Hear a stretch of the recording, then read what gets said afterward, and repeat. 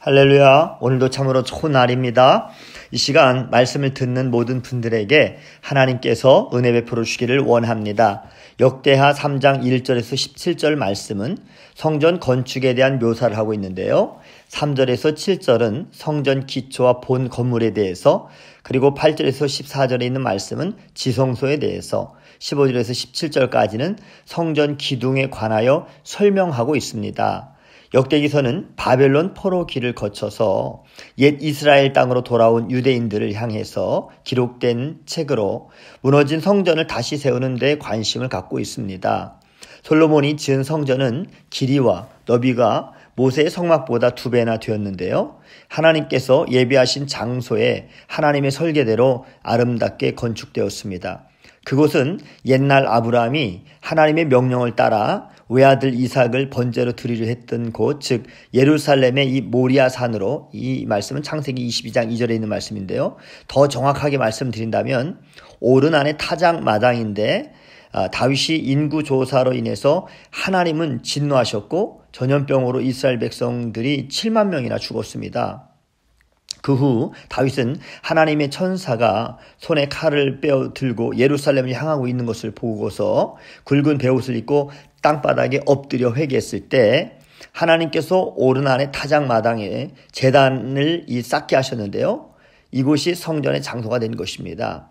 성전은 내부에 금과 각종 보석으로 아름답게 꾸며 있는데요. 그 의미는 예수님께서 지니신 신성한 영광을 의미하는 것으로, 예수님은 하나님의 아들이시며 또한 영광의 주님이십니다. 그래서 요한복음 1장 14절에도 말씀이 육신이 되어 우리 가운데 거하심에 우리가 그의 영광을 보니 아버지의 독생자의 영광이요 은혜와 진리가 충만하더라 말씀하셨습니다. 고린도전서 2장 8절에도 이 지혜는 이 세대의 통치자들이 한 사람도 알지 못하였나니 만일 알았더라면 영광의 주를 십자가에 못 박지 아니하였으리라 말씀했습니다. 예수님은 인간인 우리들 사랑하셔서 우리들의 모든 죄를 구원하시려고 인간의 몸으로 이 땅에 오셔서 십자가에 달려 돌아가셨다가 3일 만에 부활하시고 또 영광의 주로 하나님 아버지 우편에 앉아 계십니다.